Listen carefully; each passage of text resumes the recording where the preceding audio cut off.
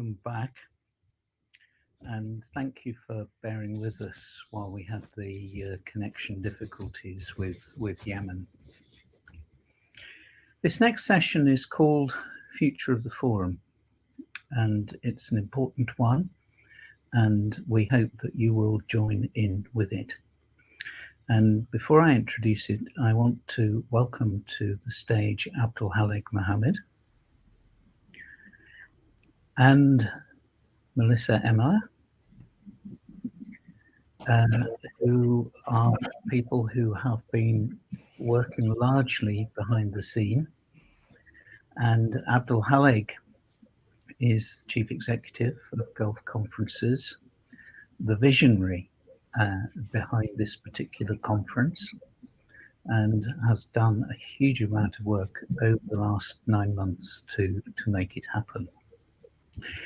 I'm going to say just a few words about Gulf Conferences and what we expect, what we hope we will be able to achieve through this event. And then Abdul Halik will talk a little bit about how Gulf Conferences has evolved. And then we want to look forward. We want to hear what you think, where you think this particular initiative should go in the future, in a way that it will help it to achieve its objectives. So just a couple of points before I hand to Abdul Halik. One of the features of Gulf Conferences is that they are not just conferences. They are designed to achieve impact, to achieve change, and they are focused on the Gulf region, but they have come to involve the rest of the world, and a number of very, very fruitful partnerships and initiatives and so on have emerged from them. And Gulf Conferences have been running since 2012, right up until the pandemic made it not possible for that to happen. Abdul Halik is enormously committed to the development of the higher education sector in the Middle East and facilitates it through these and other events to do with scholarships and specific themes in specific countries. Now, if I can just take you back to the descriptions and the aspirations for this event. First, which is unique to this event, and that is that the Association of Arab Universities has the opportunity to present to the UNESCO World Conference next May. And it wants to do so reliably, and it wants to do so in a way which involves a wide number of the 400 or so universities with which it engages. And hence, I know that people from the association have been involved in this event, have been monitoring this event, and will be producing a report from this event, which will be fed into that forum. And that's something which Gulf Conferences has enabled to happen. But there are many reports. This report, I'm sure, will be influential. What is needed, what we've heard from our speakers, is action. And action on the part of government, action on the part of ministries, action on the part of universities, and action from those many companies that are now supplying the sector with education technology and enabling it to do so much. And our largest aim for this particular event was to enable these interests to come together as a forum to share, and so that each could go away and think. Now, we also want you who are taking part in the forum, and we appreciate that there's a whole range of people. We have secretary generals of global associations. We have rectors with us, we have ministry officials with us, and we have people who lecture, people who are responsible for developing new courses, as well as people from the commercial sector. And we want you to be able to take away from this event thoughts and ideas that will help you to take things forward. Now, I'm going to come back to you all when Abdul Halig has spoken, and then I'm going to ask Melissa a question or two, and then we will engage in a discussion about where we go next so that this event can be relevant and can add more value. Abdul Halig. Thank you so much, David, for the introduction, and thank you so much for all the hard work and making this happen. And thank you, Melissa, for your support and your sponsoring this activity. I would like to thank the Arab University Association with His Excellency Amr Salama for the endorsement and for the support and for organizing this event and inviting all the ministers across the Middle East to join the event. And the way it's been taken this event in a high priority across the Middle East. And I would like to thank each of these ministers who join us and spend time to join us and deliver a fantastic speech, and also for our thanks to the ministers and government who couldn't make it due to some other engagement. And our thanks to all the sponsors who have believed in us and trust us to deliver their messages and to bring the awareness of what a valuable service they are doing at this time of this pandemic. And we have, as David said, as a Gulf conference, we thought about what is the education going during this pandemic. We've seen countries which is being affected badly in Libya or Sudan or Syria, whether for political instability or for any kind of issue. And we've seen countries as well for the lockdown. So we, when we started the Gulf education a long time ago, when we started simply as a company providing a small event, we have seen how this market and how the importance of focusing within the education and higher education industry and what's the gap. And since then, we have done multiple activities and events in London, in Dubai, in Abu Dhabi, in Bahrain, in Jeddah, in Saudi Arabia, in Egypt, in all of the Middle Eastern countries. And we know how valuable and important this area. And I would like as well to thank all the delegates.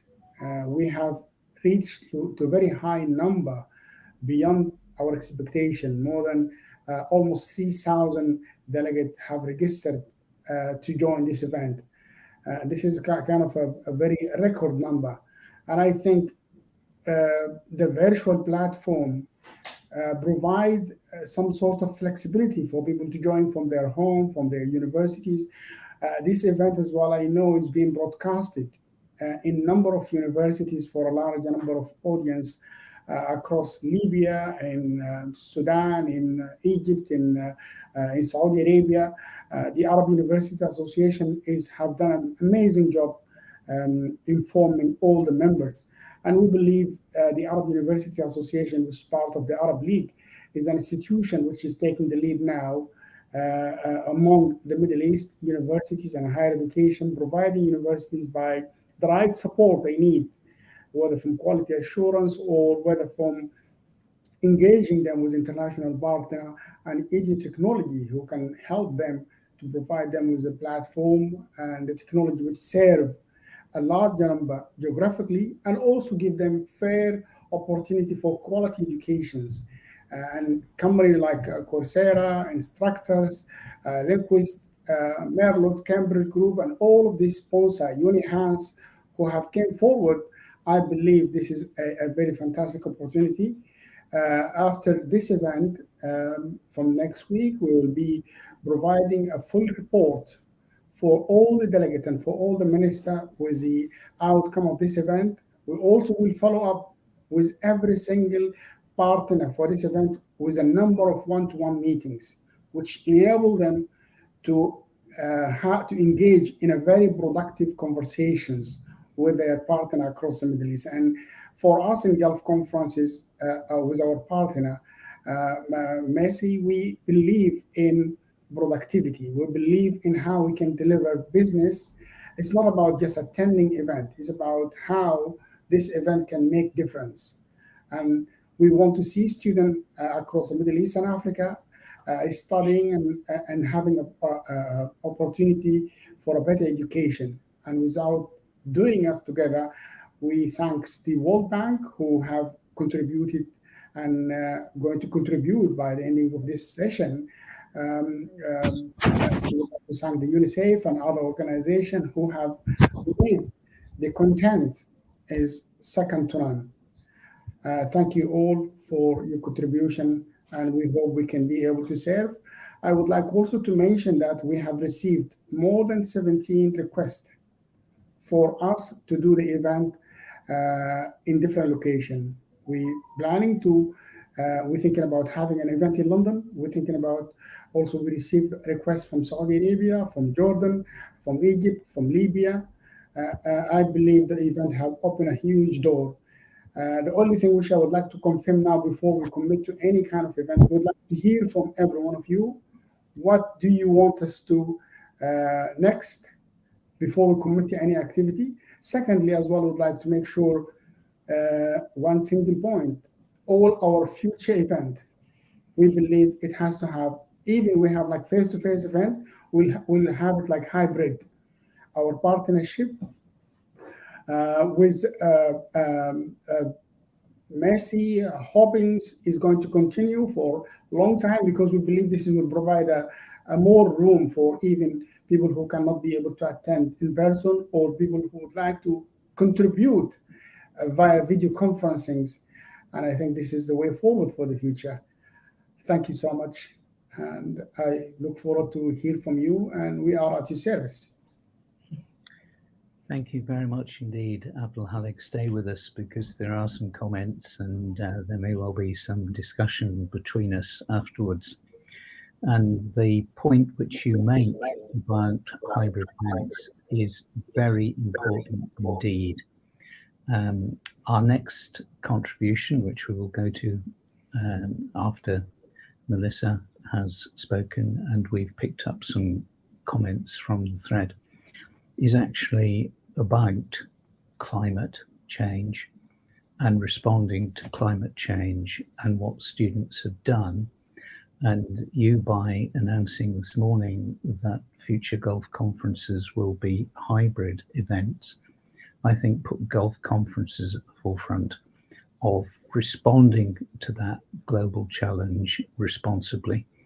Although, of course, there are a number of issues in providing hybrid events which enable both those present and those connecting at a distance to participate in a full way. But we'll come back to that in a little while. Melissa, this event wouldn't have happened without you, because you've been the technological brains building the platform, enabling it to serve people who are joining in many different circumstances, many different time zones, from very different positions.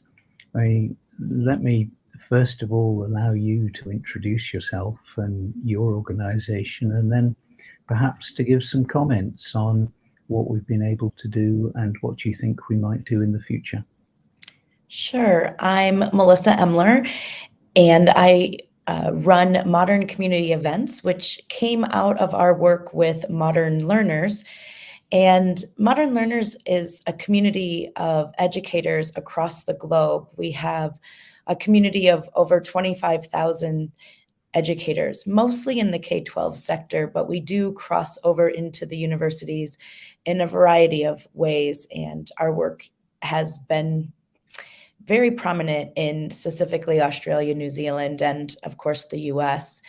But we have been gathering educators together at a distance for 6 or 7 years. And we had used Zoom to do that even before Zoom was commonplace. And in the midst of the pandemic, our colleagues asked us to gather them again so that they could connect. And we took a risk and we tried a new platform, which you are on today, Hopin. And we brought people together. And I always say, don't take my Zoom meetings away, but Hopin is perfect for events where you have many, many, many people that want, and you want to provide options for the experience so that people can look and view the stage, and people can attend different sessions led by different people. They can network. The expo area is still visible. So those times when we can't gather physically together, but need all of the functions of a venue, this particular platform does that. But it doesn't do that without the vision of Abduhalig and others who really get to the goal of the event and design the experience before we even touch the technology. And so that's what happened in this case. Abduhalig had a vision. He was in the midst of bringing that vision to life, and somehow our paths crossed in the midst of that, and a conversation was started. And I think that our team at Modern Community Events has been able to support Abduhalig in realizing that vision and executing it. And I hope that the people here experiencing it feel that they have agency and a voice in what is happening through the chat and through the networking. It is quite amazing to me that there have been over 450 networking meetings, which means people are connecting when we are not here on stage, which I think is the way in which Abduhalig's vision is realized, because it is through those connections where action is actually happens.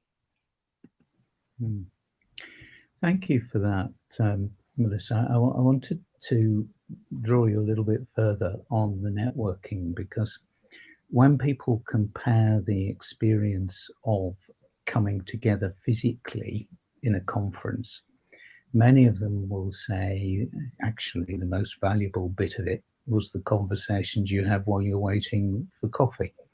Now, Yes. you've designed that in the networking area. You've done it so that people meet for 3 minutes, and if there's no point in carrying on, they can both stop without causing any offense. If they want to carry on, they can do so.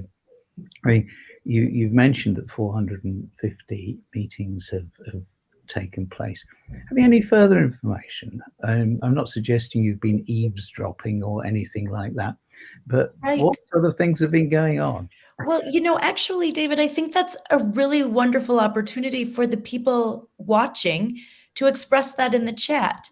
If you have participated in a networking event, if you could let us know how you like it, or if what you've taken away from those meetings, that would be really helpful to us. I don't know what they're talking about, David, but I am here to tell you that with very little prompting about what to talk about, the fact that there are 450 meetings in this size of a conference is just the tip of the iceberg, and it is far surpassing any of the prior events that I've done. I've worked with over 75 virtual events like this since June of 2020, and I've never seen this many networking connections. And so it is far surpassing my expectations. But if you would be willing to communicate in the chat what you think of the networking, and we'll raise that when they start to come in, David, we can talk about their reactions, but they are much more able to tell you than me. Well, we'll certainly do that. And Abduhalig, did you wish to come in? Yes, I would like to respond to one comment which I like so much. I think it's from Bandari from Bandris told, he's asking for sending students, teachers for the areas where it have instability. I think one of the things that we all share, ourselves, the organizers, the government authorities and ministers, and the key sponsor of this event, and I can speak very comfortably and confidently on behalf of all the speakers and all the sponsors who came to this event about their willingness in support and bringing sustainability for education, starting from Cambridge, from Coursera, NCR, EduService, Unihance, Education Perfect, Instructa, Study Mappa, Merlot, Liquist, Studicity, Harding Media, Elsevier, Loga, San Georgia, Kawakib, the UNICEF, and Merlot for Skills. All of this key sponsor and Modern Learner, all of this company who came to this event, they share one goal, is which is the same conversation when we started talking to them about areas in Yemen, in Sudan, in Libya, in Syria, and Iraq. It's not about just providing service for a country which have stability. The whole country, even whether it's financially they are capable, or whether the quality of education is not yet to the international level. So, and this is one step on the 1 million journey. So for us in this event, we will continue. We're not the one can make all the changes, but we're trying to push in all of these directions as much as we can, because we came and we live and we feel what is happening in all of this country. And I think now the education, online education, which was like some time ago, is a vision for someone. When we've been talking like 10 years ago about e-learning or MOOC education, people are laughing about it, but now it became a necessity, and now we're living it. We seen Melissa, and we talk to her on a daily basis, even though we haven't met in person. And I think this is this is the beauty about technology, which can enable a student in very small areas and villages. They can study and they can have quality education remotely. And thank you so much for bringing that. And we welcome all the comments now and after the event. Our emails is there and open, our telephone, WhatsApp. We would like to welcome every comment and how to enhance our service and our work. Thank you. Thanks for that. I mean, just picking up some of the comments in the chat. On the one hand, this event is huge. Almost 3,000 people have expressed interest in it. And Melissa has enabled the platform to actually be quite intimate, and is the moderator of this. One of the things which really pleased me yesterday was the way that people were engaging on the chat, having a bit of a debate themselves, something that would not be possible if we were actually all sitting in the room together. Another point which has come through is a person who was very skeptical about whether a virtual conference like this could work, reflected after the first day, and actually came to the conclusion that the virtual medium was better and was actually more accessible for the speakers on that particular day. And that's very encouraging, and that's full credit to Melissa as well as to the speakers themselves. If we talk about the value of conferences and the value of people traveling to them, I won't name the conference, I won't name the country, but I remember standing in a coffee queue where there were the vice chancellors from 2 universities, each of which had a medical school. And I was sort of engaged in the conversation a little bit. And the way the conversation developed was with them sharing information about that. And the way it ended was they were going to put the deans of their medical schools in touch with each other so that they could form or explore forming some kind of joint unit. Now, that's internationalization. The birth of that particular organization certainly made the cost of those two rectors attending that event worthwhile. And I know that a lot of people who go to conferences are very proficient indeed at using those conferences and getting the most value from them. I think we've probably got a little way to go before we can do that in the virtual medium. Bill Lawton was talking about trust and confidence between governments and universities. Well, it's important that universities that want to work with each other have trust and confidence to do that. And it's more difficult to do that online. But you've certainly, Melissa, built in certain things into this. Now, Melissa, we're going to have to let you go because one of the functions which you perform, which our colleagues on the forum won't know, is it's you who liaise with all the speakers before they come online and make sure they're ready to go. And in 3.5 minutes' time, the next speaker will be up and we need to let you go. But thank you for joining us for this session. Thank you for having me. And thank you, everyone. Stay with us, Abdul Halik, because we can't release you yet because there have been a number of suggestions about the way forward. We won't be able to answer them all now, but I think people were very struck by what Dr. Ali shared this morning and the difficulties in Yemen. And there have been some requests. Are we able to do something that will address that situation? And I think the answer in principle, but you can comment a little further, is that Gulf Conferences is open to that sort of thing, but it needs support to do it.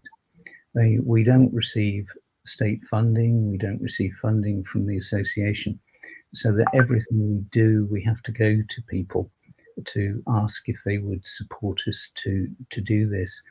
Would you just like to pick that up a little bit?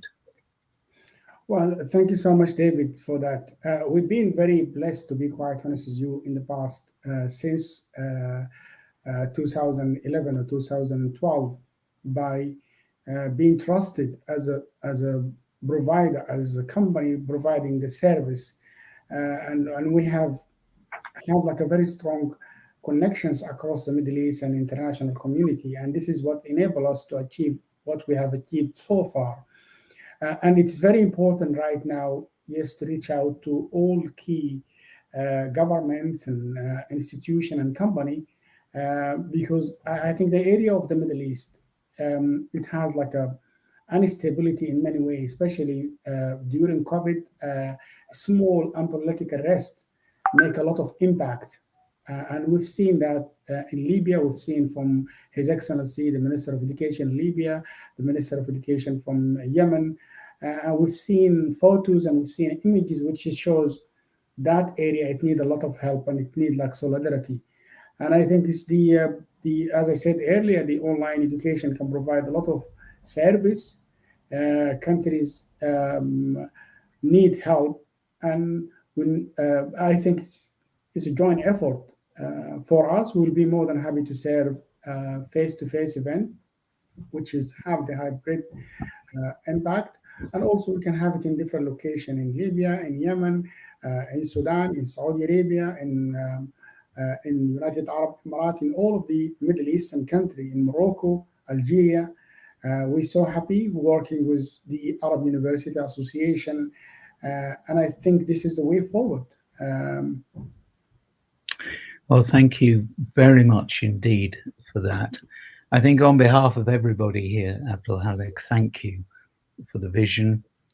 Thank you for the huge amount of effort that you have put into enabling this to happen.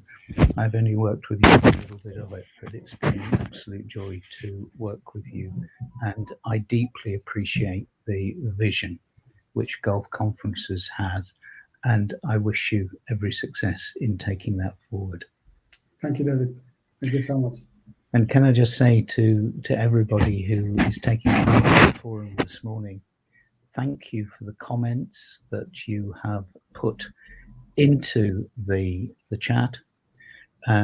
Please keep them coming, because we will look at them.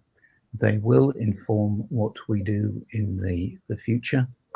And it's been great to have you taking part, and I'm really, really pleased at the way in which your immediate responses have been coming in, and we've been able to deal with them. So thank you very much, and let us now move on. We have come to almost 2.5 days into this forum, and we have not yet had a student speaking in this event, but we are now going to put that right. The speaker who is going to join us is not yet with us, but we have been in communication this morning, and she will be coming through. But about 5 years ago, the National Union of Students in the UK was involved with government in helping universities to become more aware of the climate emergency. And what happened was that the government distributed funds through the National Union of Students, and the National Union of Students distributed those funds to student unions in different universities. And there was a very large number of projects which had a huge impact in enabling universities to become much more responsive to the environmental concern, the climate emergency. That activity within the National Union of Students led to the formation of an organization called Students Organizing for Sustainability. And this involved similar organizations in different countries.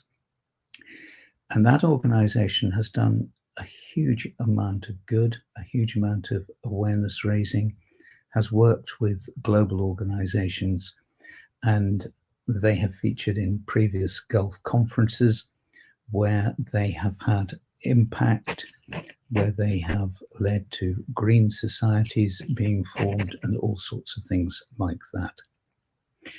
And the COP26 meeting has been mentioned. It starts this weekend, and it is the Students Organizing for Sustainability that will be hosting the education ministers of the world when they come to Glasgow at the end of this week. So you can imagine that the last few weeks for Meg Baker, the Director of Education of Students Organising for Sustainability, have been extremely busy. And so, Meg, I am absolutely delighted that you are able to join us now and to tell us something about the work of Students Organising for Sustainability and how different countries might perhaps copy what you are doing to have greater effect. Meg, over to you. Thanks, David. I would like to share my screen if that's okay, because I've got a few slides to accompany. Please do. I'm going to talk you through. Melissa will come in and help you with that, but you start by clicking the share button at the bottom. Yeah, that's all good. Yes. And if you have it in a window and you can use the reading view, that would be helpful. It's all good. Okay. Yeah. Perfect. We're there. There you go. Perfect. Awesome. There we go. Smooth transition. So yeah, thank you for having me here. I'm Meg. I'm the Interim Director of Education at Students Organising for Sustainability UK, and it really is a pleasure to be able to speak to all of you. So thank you for the invite. As David gave a really informative introduction to like where we came from and where we're going as an organisation, I'll just give that in very brief. But we started out as a really small department of the National Union of Students about, I want to say 15 years ago. We started with a small grant from the government, from the Department for Environment, Farming and Rural Affairs. And we started a program called Green Impact, supporting teams in universities to make small changes which were positive for sustainability. And then that contributes towards the whole organization's change for sustainability at a larger scale. We were previously part of the NUS, but we grew from a one-person member of staff working on sustainability within the National Union of Students to a large team of about 25 staff. And then 2 years ago, we launched as a new charity, SOS UK, so Students Organising for Sustainability UK. And in the space of about 2 years, we've grown from around 20 staff to 35 staff, including student staff, which is quite remarkable given that this has been through a pandemic as well. So we are still part of the National Union of Students family, which represents 550 Students' Union members, representing 7 million students across the whole of the UK. And as an organisation, we work to try and engage, inspire and empower students to lead on sustainability, because we know that learning has the greatest impact when students and learners are empowered to take a lead on things and implement the learning and the knowledge that they've developed in real world terms. Our mission is to get more students leading on and learning about sustainability. We want to see sustainability embedded in formal education from early years all the way through to adult learning, so that sustainability isn't seen as a niche subject area that only some students learn about, but for it to become like a golden thread throughout the whole learning experience for students whilst in university or college or any other part of their time in formal education, actually. We're also working to make sustainability more inclusive so that it's clearly for everybody. Data has been gathered from research that we carried out in partnership with another organisation who I can't remember the name of right now, I'm sorry. But in the UK, anyway, I know that this is an international conference, but in the UK, sustainability, especially environmental sustainability, is the second least diverse sector, second to agriculture. So we need to make sure that we change that, because sustainability is absolutely critical for addressing the climate emergency. And so education is integral to achieving progress towards this. We're part of an international organisation, so our umbrella organisation is SOS International, and we work very closely with them. We've got a couple of members of staff, including our executive director, who are part of SOS International directly as well. Our work is informed by the student body and the student movement, and we've been working to better understand students' perceptions of sustainability within their places of study, as well as what their demand and expectations are around sustainability and learning for sustainability. In the UK, we've been carrying out this longitudinal question where we ask students how concerned, if at all, they are about climate change. And the latest response from the UK data has shown that 90% of students in colleges or universities are concerned or very concerned about climate change.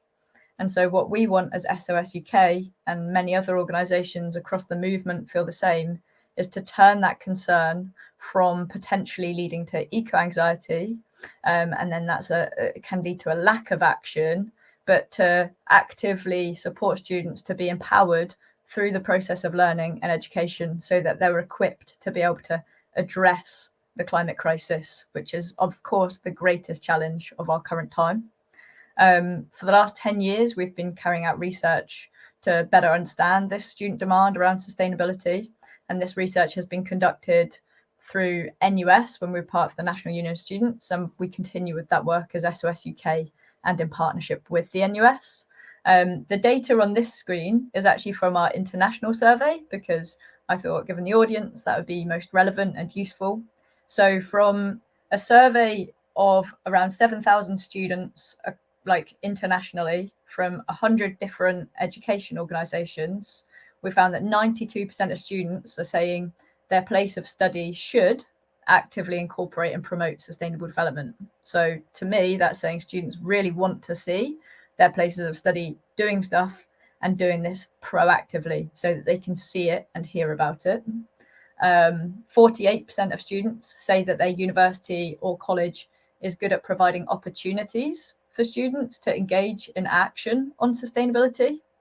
And then we wanted to understand how students are gaining and accessing information on climate change. And the large majority, 76%, access this from searching online. Only 24% are getting this information from teachers or educators. In terms of learning for sustainability, from the same data, this is also the international data, we found that 73% of students would like to see sustainable development actively incorporated and promoted through all courses.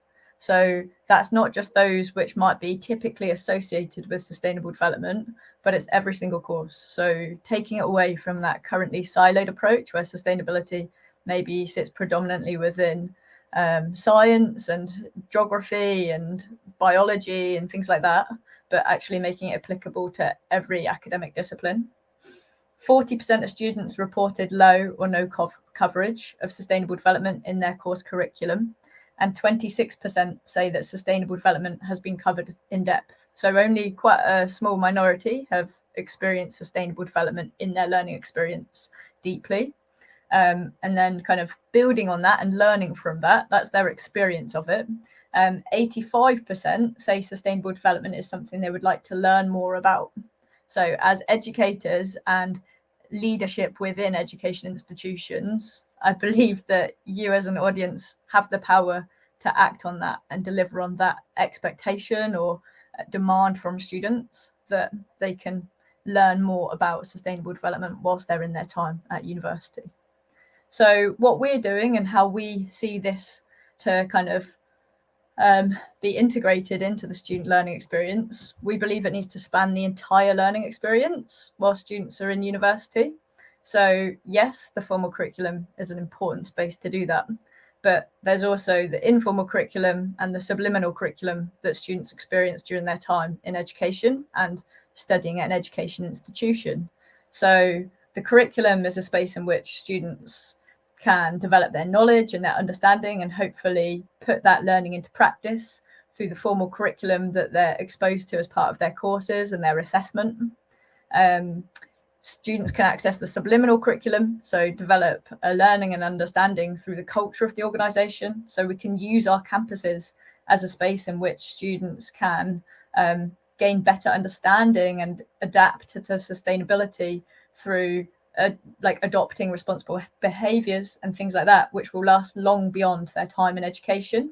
And so that's a place in which universities have the power to make subtle changes which can have a very deep and lasting impact.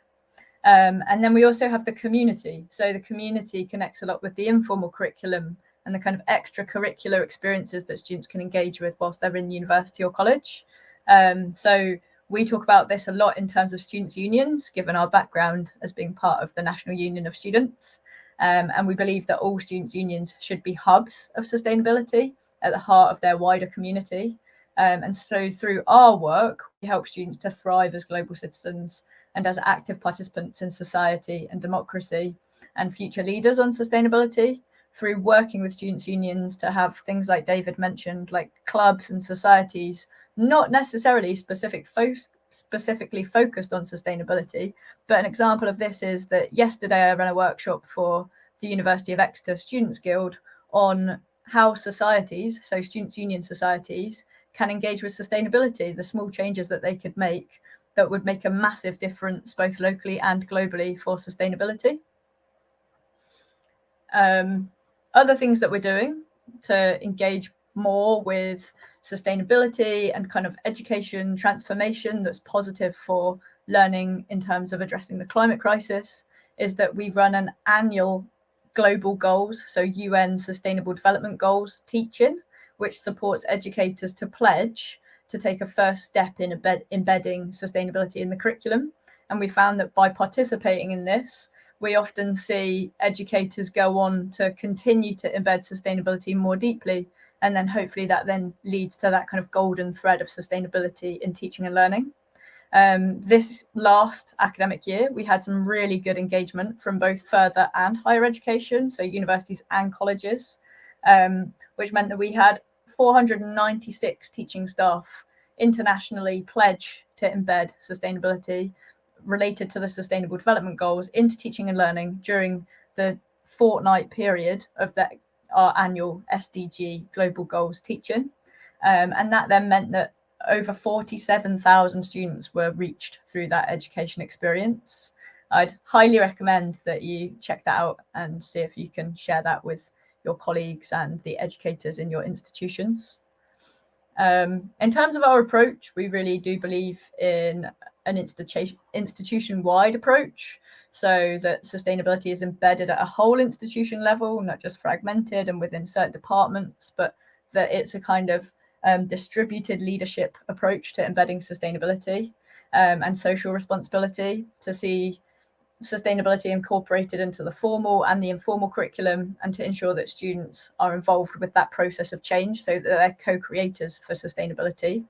We have a program called Responsible Futures, which also is an accreditation mark and a supported change program that supports institutions to work in partnership with their students' unions to make these changes for a whole institution approach. And on the slide here, you can see a capture of some of the changes that have been implemented as a result of institutions in partnership with their students' unions taking part in Responsible Futures.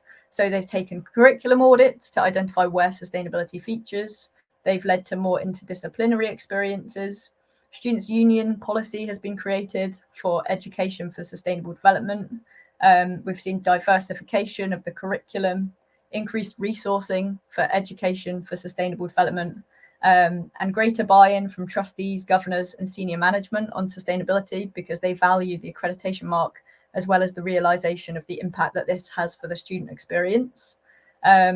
And we also have a global goals curriculum mapping package where we train students to audit their curricula against the Sustainable Development Goals and education for sustainable development. We run loads of programs. I've got a load of them on the screen here, but please do check out our website to get a better understanding of it. But our work covers the breadth of focusing on education transformation like Responsible Futures, behaviour change initiatives focused on students through our Student Switch Off programme, staff behaviour change programs like Green Impact. We've got a program called For Good, where students can access opportunities to partner with organisations on research projects and placements, and that's free for any student. And we also have wellbeing programs such as Alcohol Impact. The final thing that I want to let you know about is what we're doing for COP26. So we're holding an Education and Environment Ministers Summit called Together for Tomorrow, which is a presidency event in the Blue Zone on the 5th of November in partnership with the Department for Education, UNESCO, and the Italian government. We're also working with the Department for Education on an initiative called Teach the Teacher, where that will be held in a Gen Z COP26 classroom, where the Permanent Secretary for Education will be delivered a climate education workshop by our students. You can see we've got more going on as well. But the last thing before I run over is that we have a COP26 educators commitment to climate action, which we would love to see you supporting. And it's a pledge. So we've got an online pledge form. You can see there's a URL to be able to access that web address. And because we know that the vast majority of teachers and teaching staff feel that they haven't received adequate training to be able to educate students on climate change and its implications for the environment and societies around the world, and how these implications can be addressed, we're calling on educators, education leaders, and teachers to pledge that they're going to commit to embed climate learning into teaching and learning. And we would love to see this mobilize internationally and have the support of you as an audience. So yeah, I'll share the link later as well. Thank you so much. Meg, thank you so much. And could I just, while I'm saying these few words, ask if you'd be kind enough to put the website address in the forum chat, because you shared a huge amount there, which I'm sure that people want to know more about. I want just to make a couple of comments before we pick up questions or comments in the chat. The first is this contribution to our forum has a double significance. The first significance is that this is a student organization. This is an organization which has come out of a group of students. It's been recognized initially in the UK by government, but then it's students having impact within their own universities. And the question that I'd like to put to everybody in the forum, or the thought that I'd like to put, is, are you engaging your students as much as you can in the work that you are doing just generally as a university, but also in response to the climate emergency? Because I know in some countries this is a little bit difficult, and student organizations are not able to engage in the governance or the development of universities in the way that they are in some places. So I'd like you to see the fruit that Meg has reported today in the context of what is possible when you do engage students. And I'm not sure whether it's the same website, Meg, but there was at one time lots of films from different universities in the UK that had taken part in the original initiative, showing what had been achieved up on a website. Your colleague who came to Saudi Arabia with us showed some of them. And they just, well, they're imaginative, they're impressive, they have impact, and so on. And they could be inspirational if they are still there. The second reason why this is an important, and indeed I'm just reading on the chat now, awesome presentation, and I don't think, Meg, that word has been used before in this particular forum, so there you are, is that it does address head-on the issue of the climate emergency. Ministers have mentioned it in what they have said in their different contributions, but this is the first time that the session has focused on the climate emergency. And thirdly, I was absolutely, I am not involved formally in SOS, so I don't have a part in this at all. But I was just so pleased when I learned what you had been asked to do at the COP26 conference, because I think there is recognition of the value of what you have done, and the UK prepared to share that recognition with the rest of the world who are coming to Glasgow at the weekend. So thank you all for that. I'm looking for questions in the chat. In fact, there aren't questions. They're just admiration for you and what you're doing. So can I ask you a question? Your success so far in the different guises of the organization has been phenomenal. How do you think that's developing? If we were meeting in, say, 3 years' time at a forum like this, what sort of things would you like to report on that had been achieved in the next 3 years? So I guess it's multi-layered, because there's a lot of power in youth voice, and a lot of educators are increasingly working to want to meet the demands of students and the student movement, which is fantastic. It's really good to see that, and really positive that there seems to be a growth in terms of engagement with student demand and student interest. What I'd really like to see is that we host a campaign called Teach the Future. And actually yesterday, Teach the Future was, there was a parliamentary debate in the UK on Teach the Future specifically. And Teach the Future is a campaign led by young people calling to see climate education embedded through policy into the whole of the schools level curriculum. At the moment, we know that there's a kind of a drop-off between primary level education and secondary, where at secondary, education becomes more siloed. And then when you go on to university, it becomes even more siloed. And what I would love to see is that sustainability is not part of that siloing process, and that sustainability is seen as one of those fundamental transferable skills and parts of knowledge, like numeracy and literacy, that all students are learning about and learning for. And the learning for part is absolutely paramount, because if you only have knowledge, then that's an issue in itself, because students, learners, citizens don't necessarily know what to do with that knowledge.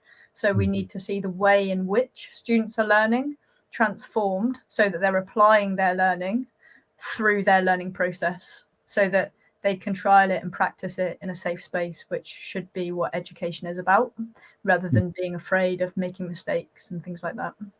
That's what I'd like to see. I'd like to see sustainability truly embedded. 3 years' time is not a lot of time, though. I mean, I've been working in this sector for about 7 years, and it's more on the table. People are less hesitant to engage, and there is more interest. I can see that. Yeah, it's absolutely more on the table. I mean, most of the people at the forum are from higher education, but there are some people here from schools. I'm a governor of a school in London, and we have a school council which is run by the pupils. And it's leadership training for them. It's training in democracy. It's training in all sorts of things, which universities generally are pretty good at. But you're absolutely right. It's not so well done in schools. And the school council itself decided that the climate emergency would be its cause.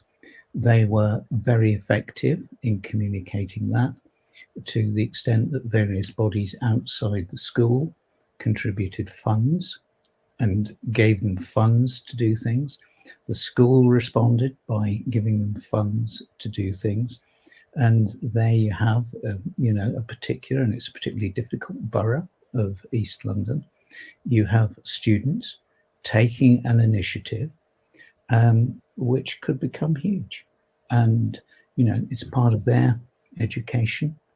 And it's, I think, part of the contribution that their school can make to society, let alone to their future.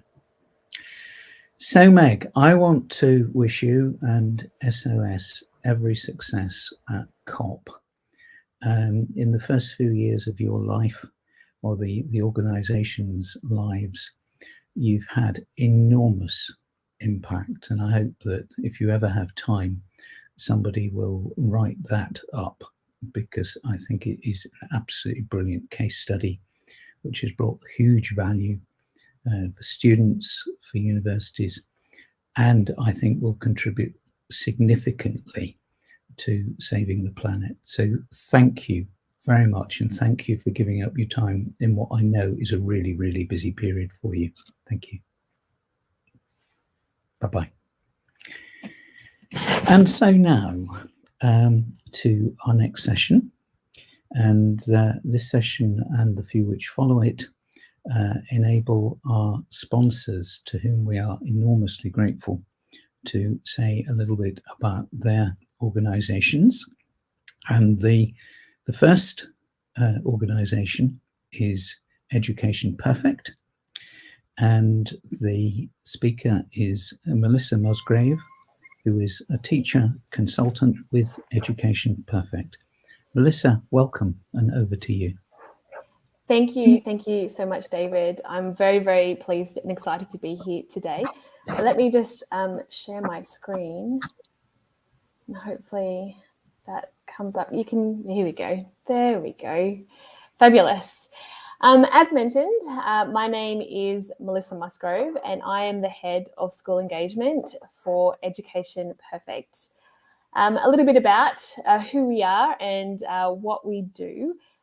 Founded in New Zealand and developed by and with teachers over a 10-year period, Education Perfect is an interactive teaching and learning toolkit, which is already used by over 1.2 million students in 3,000 schools across more than 50 countries.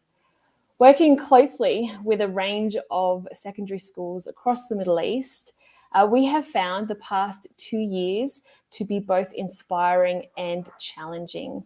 We have witnessed the amazing work and achievements as teachers quickly shifted their practice from being in a physical classroom to online and back again, and repeating that cycle.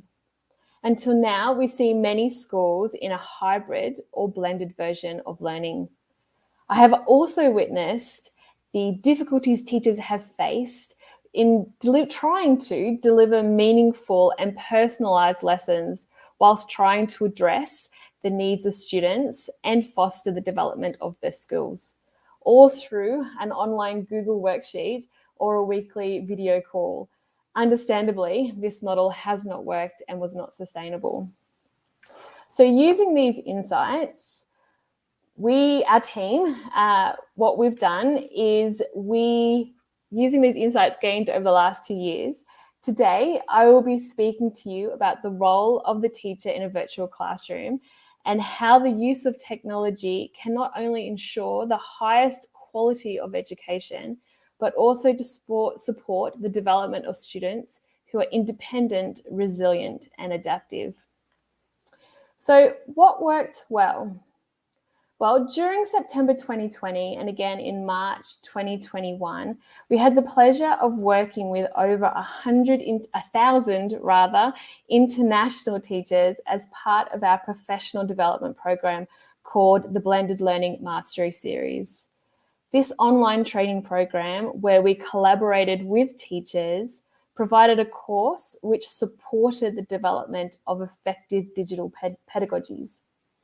It also gave us the opportunity to ask the teachers, what is working now that you are online? The feedback provided by the teachers was extremely hopeful. Firstly, online learning gave students more choice and control over their learning. That is, the when, the how, the where, that they could complete their learning tasks. Students were encouraged to have a voice and easily contribute to conversations, whether that's via a chat stream or it was just through taking part in video calls in breakout rooms. They could do this anywhere from around the world, often engaging more online than they did previously in the classroom. Online learning seemed to bring more focus on the growth and individual achievements compared to those traditional summative assessments that we're so used to doing. The use of a range of online tools allowed instant feedback and provided an array of data about what our students were doing outside of our lessons. Online learning therefore saw a greater shift towards student-centered learning. The crisis, however, also highlighted the importance of school and that role that it plays on student well-being and social connectedness, both of which are an integral part of our sense of self-worth and mental health. Therefore, highlighting that when we are in school, we need to use online platforms in support of providing teachers with more quality time in the classroom. So what does this mean? A quote from the Vice-Chancellor of University of Sydney in Australia perfectly summarises this for us.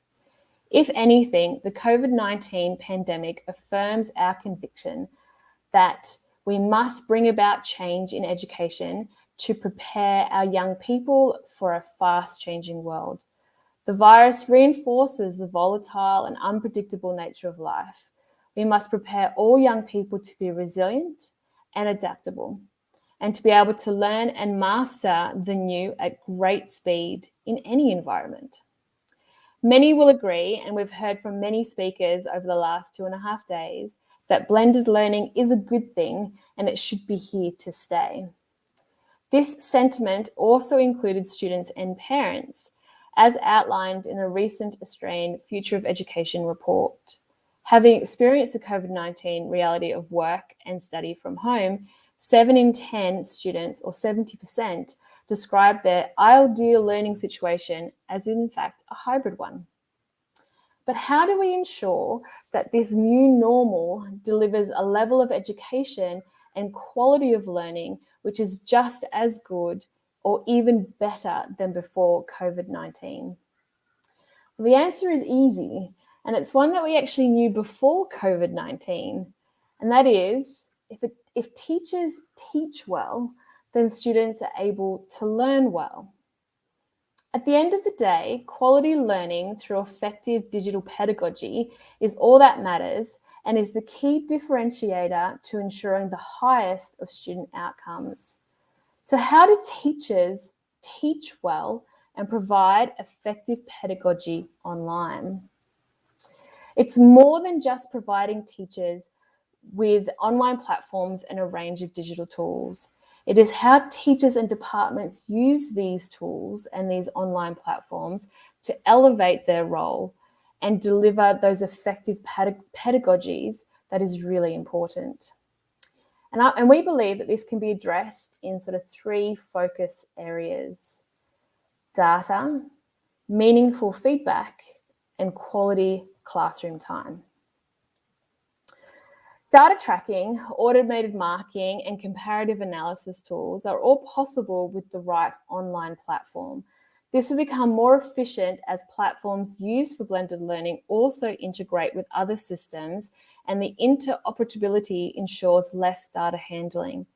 However, with so many platforms out there that are being used by many different teachers across a wide range of departments, this results in the data being sprinkled, across multiple spaces, and this is not sustainable. By consolidating the number of apps and platforms to perhaps a single space which can allow for the teacher to efficiently and effectively track student engagement and learning for multiple departments, it can become infinitely easier to accurately track individual progress. Ideally then, that this data will be used for adaptive learning, leading to personalized learning pathways focused on growth and personal achievement, as opposed to the traditional assessments which just focus on rank and competition. However, it's also not enough to just simply give teachers access to these digital tools to collate the data, but we also need to be upskilling their ability to interpret the information and then identify what this means in their daily practice. This can be achieved through designated training as well as dedicated meeting times to look at the data together. Giving departments the space and time to share great data-driven practices is important. Effective digital pedagogies rely on teachers understanding the data and therefore applying this in a meaningful way. So number 2 was that meaningful feedback. So feedback is one of the most powerful tools for guiding students towards mastery. Without feedback, students do not have a clear sense of what they are doing well, what they need to focus on, and what they can do to improve. And we already know that this feedback should be both timely and actionable. A number of online platforms make use of model answers and auto marking to provide timely and specific feedback to the students. Often the technology is adaptive to the learner and can personalize the support provided to students as they work through mastering the content. Timely and regular feedback is in some ways more important in the absence of face-to-face classes, Providing regular personalized feedback could be one way to humanize the dehumanized nature of online learning. When done well, feedback can strengthen the relationship that online teachers have with their students. So whilst online platforms are able to provide automated and instant feedback to students, detailed and personalized feedback from the teacher within the digital space is also very important. In 2007, researchers from America investigated amongst asynchronous distance learning classrooms what would happen if one group of students received audio-based feedback compared to traditional text-based feedback. Their results concluded that audio feedback improves student satisfaction, and students were 3 times more likely to apply the contents of the audio feedback to subsequent work. These researchers concluded that audio feedback relayed the teacher tone, making the comments easier to comprehend, and audio feedback was associated with feelings that the teacher cared more about the student. This is not the only research that suggests using media beyond text comments positively impacting on the student's perception of the quality of the feedback. Vocal and Mello in 2014 concluded that online students who received audio feedback perceived that feedback as more thorough, detailed, and personal than the text feedback. Students also reported being more motivated, and interestingly, teachers also reported higher levels of engagement when giving video and audio feedback. Another idea could be to adopt blended learning models that support real-time feedback on students' work as they work online. Too often, feedback is given on finished products when there's no incentive for students to do anything with that feedback. Instead, teachers could focus on supporting the process and providing students with actionable feedback that they can then use to improve their work before the final submission. This leads us to number 3, quality classroom time. But what about that physical classroom? Through the effective use of technology and online platforms, teachers find that their classroom time is actually more engaging, interactive, and enriching. How, you ask? Well, technology and online platforms not only allow for the flexible delivery of curriculum, but more importantly, they allow teachers more quality time back in the classroom. Delivery of content no longer needs to solely take place inside a physical classroom, but with the teacher standing up the front. Instead, content can quickly be shared with students online. There is flexibility for the students to explore the content independently and repeatedly before the face-to-face lesson. Using the flipped classroom model, teachers can provide students with choice and agency and give students greater responsibility for their own learning. Teachers shift towards being a facilitator of learning, and their use of classroom time for group work, problem-based learning, and skill acquisition. The classroom therefore becomes a space where teachers can create a sense of belonging, allow for social time, offer highly differentiated one-on-one support, and shift to skills-based knowledge and provide students with autonomy to build upon this knowledge. And lastly, provide opportunities for problem-based learning. Blended learning and effective digital pedagogies in combination with quality classroom time therefore has the potential of all this culminating in students taking charge of their learning, which is the ultimate outcome of all of this. So in conclusion, if teachers teach well, leveraging online platforms to elevate their role and focus in nurturing student independence, then it follows that students will be able to learn well and grow into independent, resilient, and adaptive learners. Thank you so much for your time today. That 15 minutes went by very fast. This has been a feature of the forum, Melissa, that the time has just absolutely flown by. But I am so grateful to you because you have timed your presentation almost to the second. And so I'm very grateful to you indeed, and I wish you every success. Thank you very much. Perfect. Thank you again. Nice to see you all. Bye-bye. We have a situation now where our next speaker is not actually in the backstage area yet, but the speaker immediately after that, Hicham Chatou, Chief Executive Officer of Liquest, is in the backstage area. So, Hicham, over to you. Hi, thank you so much, David. Nice to meet you all. Assalamu alaikum. Thank you for having me. I'm honored to be invited to this great conference. Let me shortly just introduce myself. My name is Hicham Chatou. I'm the founder and CEO of Liquest. Just a small background, born and raised in Djibouti, small country in Africa. I assume most of you know it. I came to the Netherlands when I was 17. I finished my high school here and studied civil engineering at the University of Technology in Delft.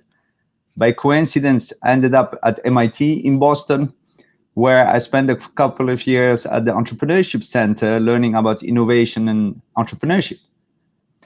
This has led me to founding my first company, was in a totally different area and different industry, and I ended up developing a product to treat cancer patients, which led me to get in touch with the healthcare industry and understand it a little bit better.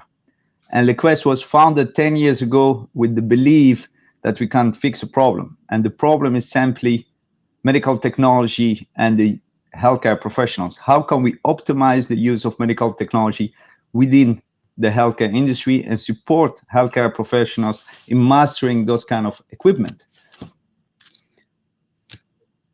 I think this picture says it all. In the last 2 years, COVID was overwhelming for most of us. As you can imagine, healthcare professionals, ICU nurses needed to learn to use new ventilation equipment, new protocols for a disease that we didn't even knew existed.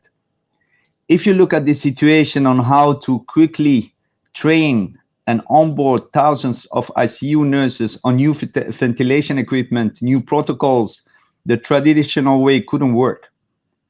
What we've done at Liquest is try to deliver a solution where through our online simulation technology, we onboarded and trained thousands of ICU nurses in 2 weeks here in the Netherlands to make sure that they knew how to use those ventilation machines. Not only for the onboarding, but to be as operational, as efficient as possible in treating the thousands of patients that we were dealing with. This is simply one example on how technology and education and the right approach can have a huge impact on the healthcare industry and what we are all experiencing. My belief is that our value proposition as Liquest is really something that can add value to the Gulf region, to the Middle East, but also on a global scale. Liquest is currently active in 59 countries, and one of the areas where we are focusing in is delivering our services and our support to the Middle East. Not only to optimize the use of technology, but as Mr. Mohammed Sida Ahmed said, it's really about saving lives. It's really ensuring that we are not talking about hundreds, but thousands of people that are depending on technology, that need to use it in a certain way to optimize the treatment of our patients and care for them. Now, my quest and Liquest mission was and still is bridging the gap between the human skills factor and the machine power.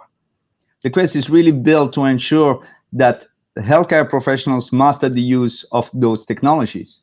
And we are using our online web-based simulation technology to train healthcare professionals for that. Now, one of the things is understanding the magnitude of the problem that we are dealing with within the healthcare industry. Not only dealing with the trend that's been going on in the last 20 years where we are more and more dependent on technology, but also the complexity of those kind of equipment and the diversity of the amount of equipment that healthcare professionals need to deal with.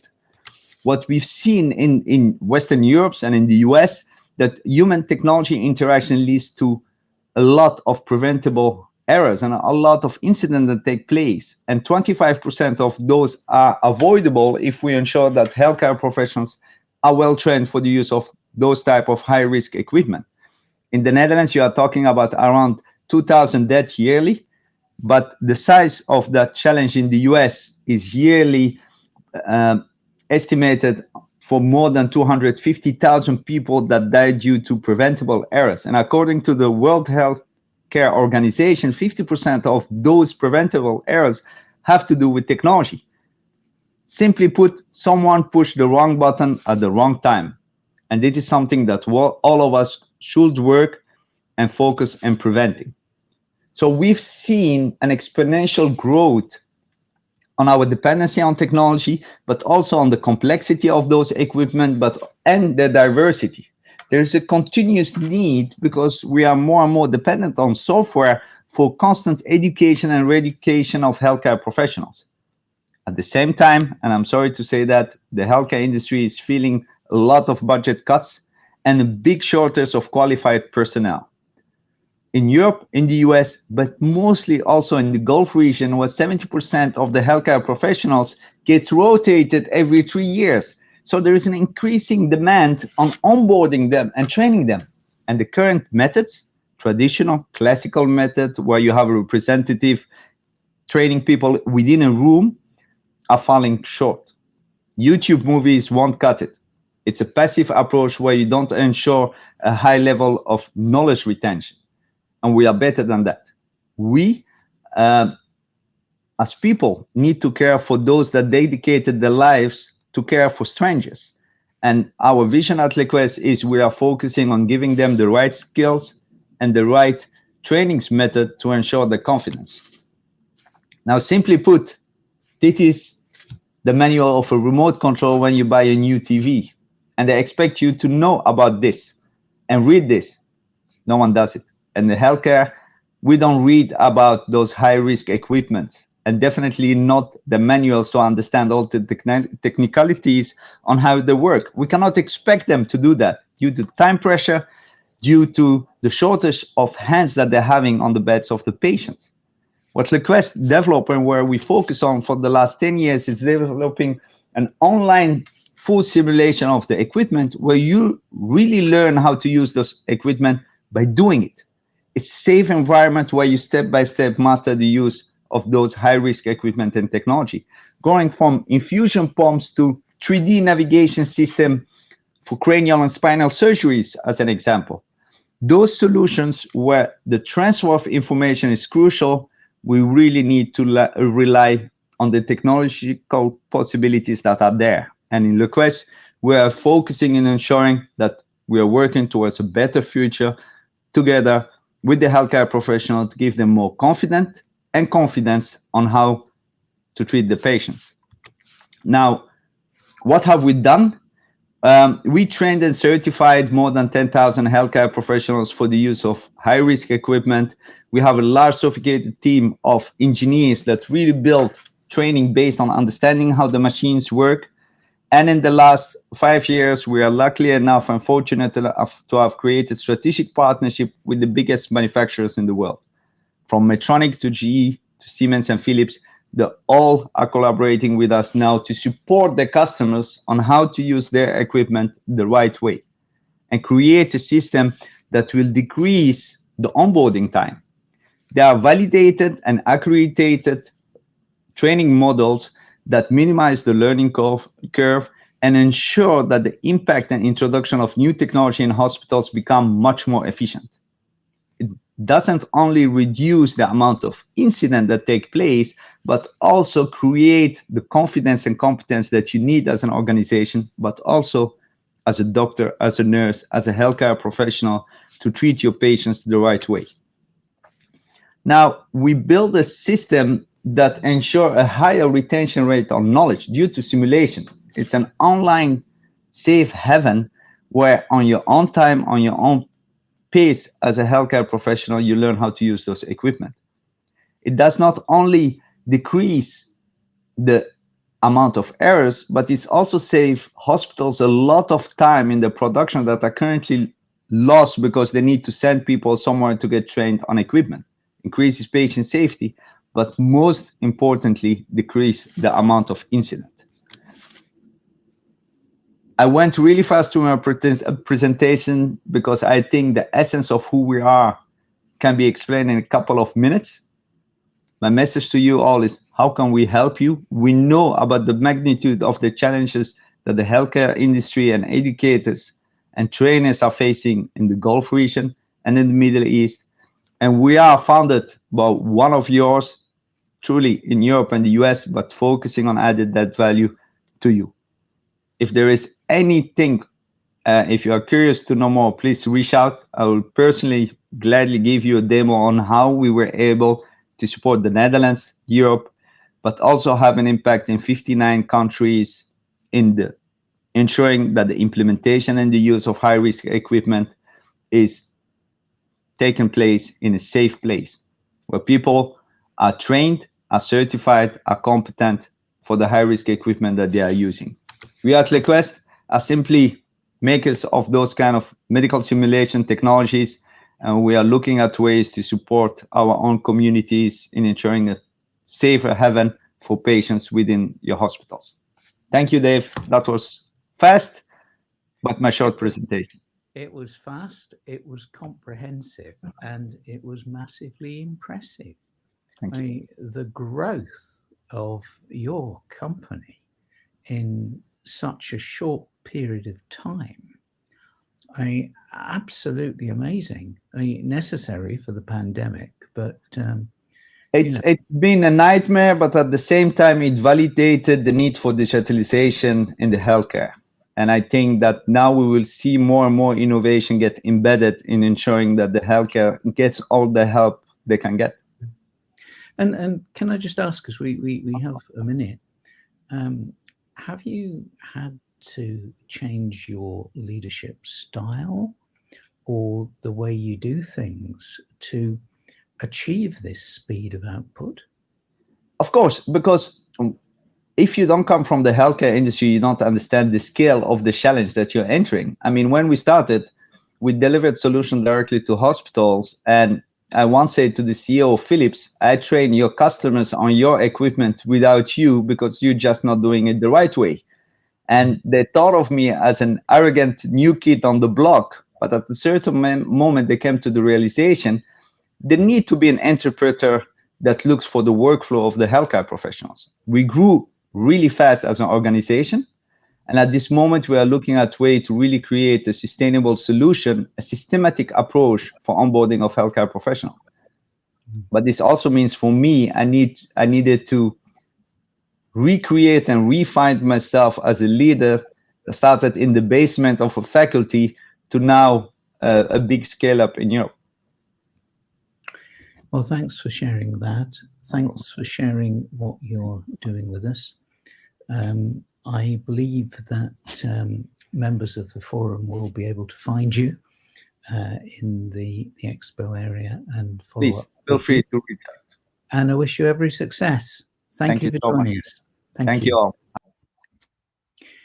I'm delighted to say that Amit Gupta, who is the founder and CEO of NCR Edu Services, is now with us. And Amit, the floor is yours. Okay, great. Thank you so much, David. Thank you so much for a great introduction. So I represent NCR Edu Services, and we are an education outsourcing company working with 500 clients globally in education space, and that are spread in 16 countries. See, we hold the biggest repository of teachers, educators all over the world, and that's what we do. So anybody who want to set up an online education business, or they have an existing business and they want to scale overnight, so that way, like, they reach out to us and we manage their entire business. So we deliver the meaningful experiences. Like, what is really important for us is like every student is a very unique, and we built a journey for every learner, and that's what is a very, very important for us. We work with an organizations and manage their operational efficiencies. We bring the measurable impact, and that's what we do. So we work like a team for education companies. You might be hearing a lot of big names in education space, but there are a lot of people who use NCR Edu Services as a backend partner, and we are the one who serve them from a white label model. So this is a complete ecosystem of NCR services, wherein like we have learners, we have teachers, we have institutions, and we have partners all over the world.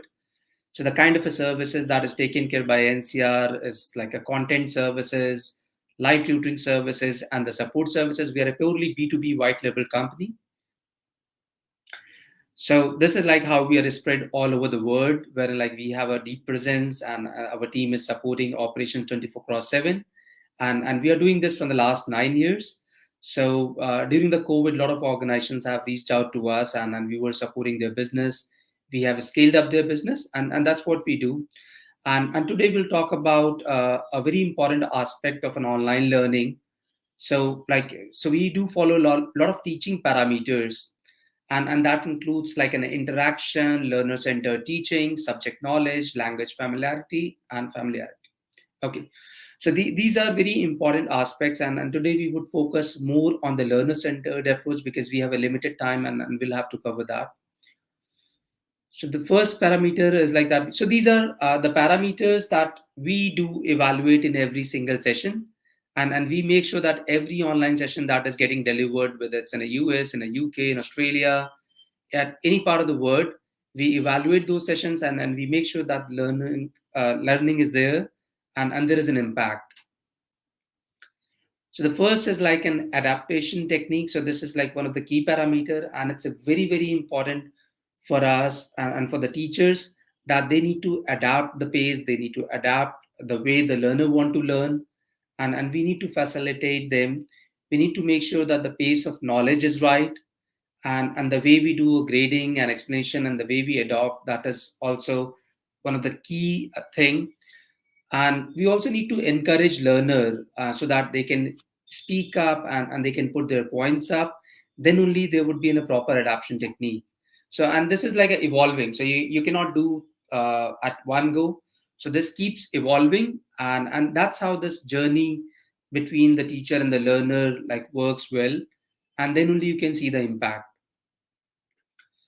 So we talk about the assessment for learning, and I think it's a very important. So whenever we start delivering, they need to be a pre-assessment, and then they need to be a post-assessment.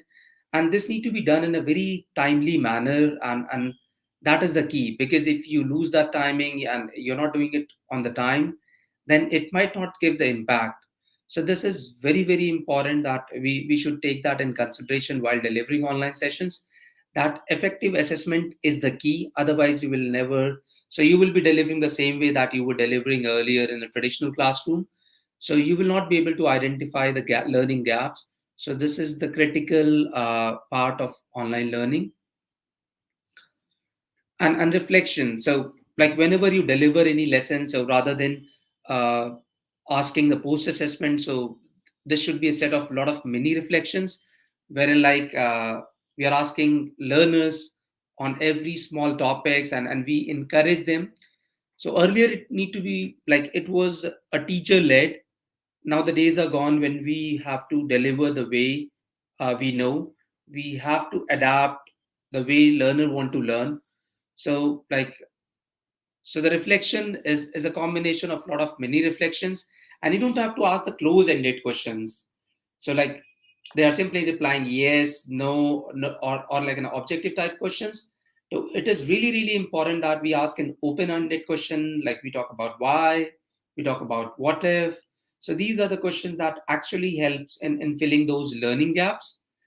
And like whenever we are asking any questions, and we must infuse the confidence in the learner, and that is the key. And trust me, that is working in every part of the world. We see a lot of learners who got a very low confidence level, but when we have teachers like deal with them, they talk to them, they try to personalize the session, they do the rapport building, and then this is how we infuse the confidence. And trust me, you will see lot many people who have a fear of maths, but if you get the right teacher, you get into their shoes, make them feel confident, praise them for a baby steps. So that is really, really important. And this is the key of the the online learning, a clear explanation. If we are setting or we are giving some assignment, or we are giving some activities, it's very important that every explanation need to be very clear and concise, and we need to have a very clear rubrics, and we need to ask concept checking questions. So that way is like, so having all these points makes a great learning. And the last but not the least is an autonomy. It's very important to have a learner-centered teaching, and autonomy is there. So we need to promote learners' voice. We need to make sure that teachers are going down to their level. They are encouraged, and like whenever they raise doubts, so we help them out. And rather than just delivering the knowledge, we should act like a facilitator, so that they become a self-dependent learners. So this is like the key. I will not take much of the time because this is a very vast topic, and it covers like 9 years of our research in developing this entire system. So that's it. Like, I'll just talk about this learner-centered teaching. Also, there are other points, but we will not talk about these points because of the limited time. And we have been serving the customers all over the world, and that's what we do. We have been widely covered in different medias, like national and international medias, the way we do. So our presence is entirely different, and we are the one who are a back-end supporter for a lot of education companies all over the world. So if you want to get in touch with us, you can send a mail to amit@ncreduservices.com, or you can visit ncreduservices.com. Thank you so much. Thank you. Well, thank you very much indeed, Amit, and thank you for keeping so closely to time. And I'm just checking the chat now. There is appreciation for what you have said, and I don't yet see any questions.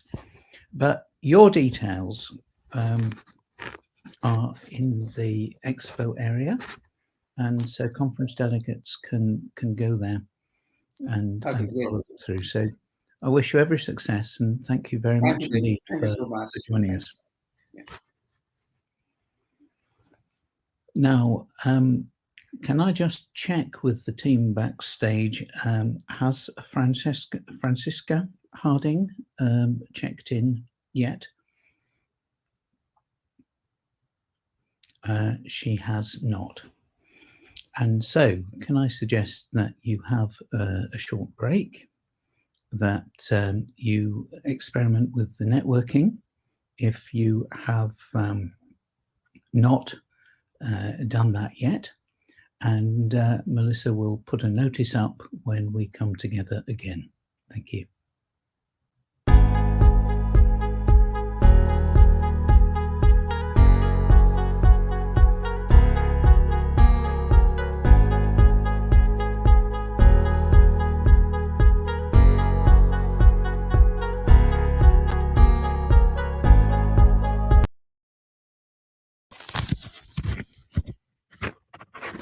Actually, David, I'll take this transition for you as I see you're having just a snack real quick, and I appreciate that.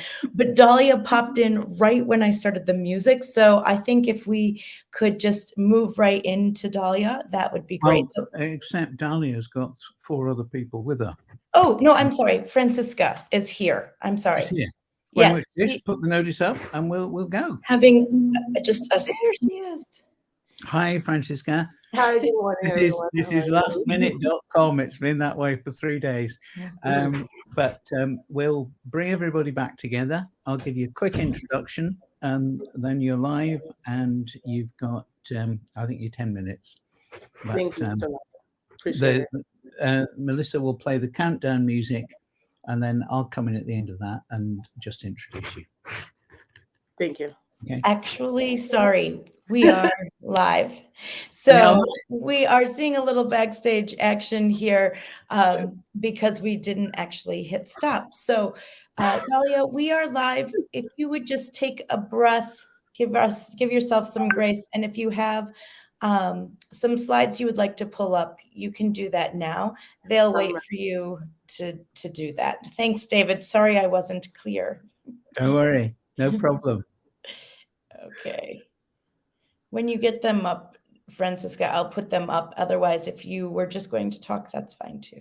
How do I get them to you? Do I send them to you through here? No, there's a share screen right below you. Thank you, everyone, for your patience.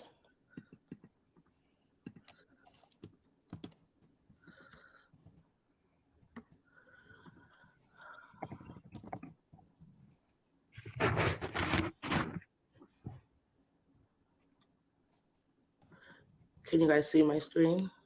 Not yet. Not yet.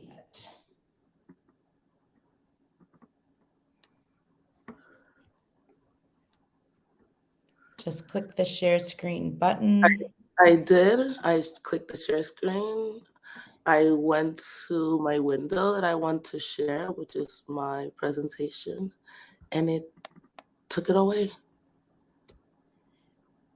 You may need to open that in a different window. You know what? We'll go to a quick break and we'll bring us back right in about 10 minutes. In about 10 minutes, I think. Well, hang on a minute, because Yeah, let's figure out the schedule, David. Okay, fair enough. Okay, we'll be back, and I'll put a note in the announcements.